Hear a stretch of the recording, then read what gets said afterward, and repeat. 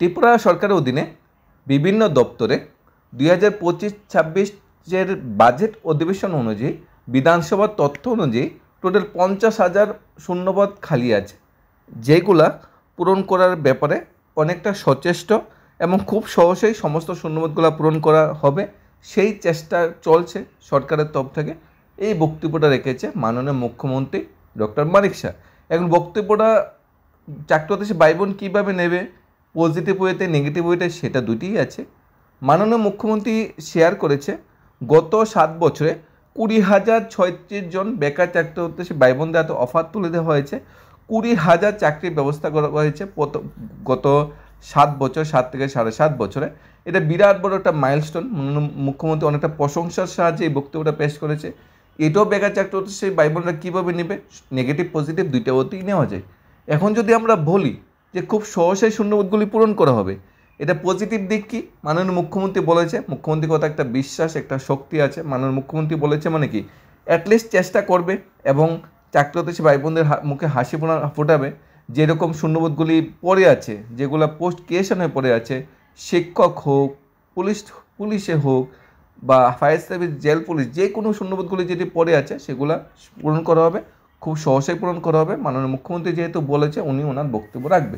এটা নেগেটিভ হয়তো যদি আমরা চিন্তা করার চেষ্টা করি, এরকম প্রতিশ্রুতি আগেও অনেক দেওয়া হয়েছিল, এরকম প্রতিশ্রুতি আগেও অনেক বারবার বলা হয়েছিল, কিন্তু প্রতিশ্রুতি কিন্তু ম্যাক্সিমামগুলো এখনও পালন করা হয়নি। কারণ বিভিন্ন সময় বিভিন্ন পরিকাঠামোগত বাধা, অর্থনৈতিক বাধা, সব কিছু এই শূন্যপদ পূরণ করার মাঝে এসে বাধা ধরায়। কর্মচারীদের দিয়ে সময় দেওয়া হচ্ছে, এতে কোনো বাধার সৃষ্টি হচ্ছে না।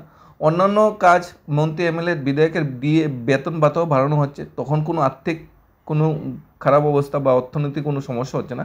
যখন ভাই বোনদের চাকরির ব্যবস্থা, চাকরি হতে ভাই বোনদের কাছে অফার, চাকরি, নতুন অ্যাডভার্টাইজমেন্টের ব্যবস্থা করা হয়, তখন আর্থিক অবস্থা কিন্তু খুবই খারাপ থাকে।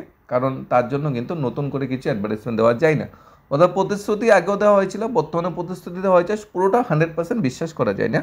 দ্বিতীয়ত, গত 7 বছরে উনি সুন্দর করে আলোচনা করেছে 20,036টি চাকরির অফার দেওয়া হয়েছে, কিন্তু ভিশন ডকুমেন্ট 2017-18 অনুযায়ী সরকার গঠনের 1 বছরের ভিতর 50,000 চাকরি দেওয়া বলা হয়েছে। 1 বছরের ভিতরে 50,000 চাকরি তো হয়নি, গত 7 বছরে 50,000 চাকরি দেওয়া হয়নি, গত 7 বছরে 20,000 চাকরি দেওয়া হয়েছে। অর্থাৎ এই সরকার যদি আরও 7 বছর থাকে, আরও 20,000 চাকরি দেওয়া হবে। 7-এর যদি মধ্যে করি 3.5 বছর, অর্থাৎ 7-4 14, আর এদিকে 3.5, প্রায় 17 বছর 6 মাস। যেখানে সরকার বলেছিল 2017-18 সালে যখন সরকার প্রতিষ্ঠিত, 1 বছরে 50,000 চাকরি দেওয়া হবে। এখানে এই গতিতে চাকরি দিতে থাকলে 17 বছর 6 মাস লাগবে 50,000 চাকরি দিতে। এই 17 বছর 6 মাসে হয়তো ত্রিপুরার কর্মচারীর সংখ্যা 60 থেকে 70,000 কমে যাবে, সেখানে 50,000 চাকরি দেওয়া হবে। সেটাই সবচেয়ে বড় কোশ্চেন। অর্থাৎ যে প্রতিশ্রুতি সেখানে আগে দেওয়া হয়েছিল, সেই প্রতিশ্রুতির সাথেও বাস্তবে কিন্তু এতটা কিন্তু মিল নেই। হলুদ খাম দিয়েছে, হলুদ খাম অ্যাকসেপ্ট করেছে, জিআরবিটি হোক, কনস্টেবল হোক, শিক্ষক হোক, ডাক্তার হোক, টিপিসির মাধ্যমে হোক, কিন্তু সংখ্যাটা যতটুক দেওয়ার প্রয়োজনটা ছিল, সংখ্যাটা কিন্তু এতটুক দেওয়া হয়নি। এখানে ওনার বক্তব্য অনুযায়ী ডাইন হ্যান্ডনেসের চাকরি দেওয়া হয়েছে, স্বচ্ছতার মাধ্যমে চাকরি দেওয়া হয়েছে, এবং কম্পিটিশনে যারা ভালো মার্কস পেয়েছে তারা চাকরি পেয়েছে। 20,000 চাকরি শূন্যগুলো যেগুলো আছে সেগুলোর ফিল আপ করারও চেষ্টা চলছে। খুব সহসাই তাদেরও প্রক্রিয়া সম্পন্ন করে চাকরি অফার নিযুক্তিভুক্ত দেওয়া হবে, এই নিয়ে উনি বক্তব্য রেখেছে। এর আগেও অনেক চাকরি হয়েছে, যারা সরকারের প্রতি ভালো চিন্তা ভাবনা রেখেছে, যারা পজিটিভ ওয়েতে রেখেছে, যারা কম্পিটিশন করেছে, যারা স্বচ্ছতা মেনটেন করেছে, তারা অবশ্যই চাকরির অফার পেয়েছে এবং বর্তমান সময়ে ত্রিপুরা সরকারের বিভিন্ন দপ্তরে সম্মানের সহিত কাজ করছে। এই বক্তব্যটা মাননীয় মুখ্যমন্ত্রীর।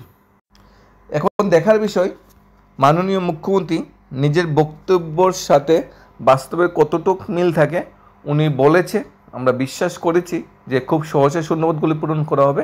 সেই বিষয়ে এখন আমাদের প্রিপারেশান নিতে হবে, জিআরবিটির প্রিপারেশান নিতে হবে, এসটিজিটি, এসটিপিজিটি, প্রাইমারি টিচার শিক্ষক নিয়োগের প্রিপারেশান নিতে হবে, টেট আসছে, টেটের প্রিপারেশান নিতে হবে, পুলিশ কনস্টেবল এক্সাম হচ্ছে তার প্রিপারেশান নিতে হবে, এসআই হবে নিয়োগ হবে তার প্রিপারেশান, ফরেস্ট গার্ড নিয়োগ তার প্রিপারেশান, নতুন টিসিএস বেস আসছে সেই প্রিপারেশান, টিএসআই 2টা ব্যাটালিয়ন নিয়োগ করা হবে সেইভাবে প্রিপারেশান। অর্থাৎ যারা যারা চাকরির জন্য ওয়েট করছি, এখন সবার প্রিপারেশান নেওয়ার পালা। কারণ মাননীয় মুখ্যমন্ত্রী বলেছে প্রিপারেশান বা স্বচ্ছতা মেনটেন করলে চাকরি অবশ্যই হবে এবং খুব সহজে শূন্যপদগুলি পূরণ করবে। এটা একটা বিট। দ্বিতীয় বিট আরেকটা করতে পারি আমরা, যে মাননীয় মুখ্যমন্ত্রী আগেও প্রতিশ্রুতি দিয়েছে, প্রতিশ্রুতি মনে হয় না বাস্তবে পরিপূর্ণ হবে, তাই যখন আসবে তখন দেখা যাবে। তাহলে কিন্তু আমরা অনেকটা পিছিয়ে পড়ব, অনেকটা কিন্তু আমরা মানে আটকে যাব। তাই বর্তমান সময় কিন্তু কনস্টেবল, জিআরবিটি বা এসআই নিয়োগের যে প্রিপারেশানগুলো আছে সেই প্রিপারেশানগুলো নিয়ে যেতে হবে। এবং আমরা আশা করছি মাননীয় মুখ্যমন্ত্রী পুরো নতুন চাকরির বিজ্ঞাপন দেবে, নতুন চাকরি অ্যাডভার্টাইজমেন্ট দেওয়ার আগে পুরানো মন্ত্রিসভার সিদ্ধান্তগুলো বাস্তবায়ন করবে এবং যেই চাকরি প্রসেসগুলো 2-3 বছর ধরে আটকে আছে সেইগুলা আগে ফিল আপ, সেইগুলো আগে পূরণ করার যথাযথ চেষ্টা করবে। ধন্যবাদ সবাইকে। Studies of Tripura YouTube channel.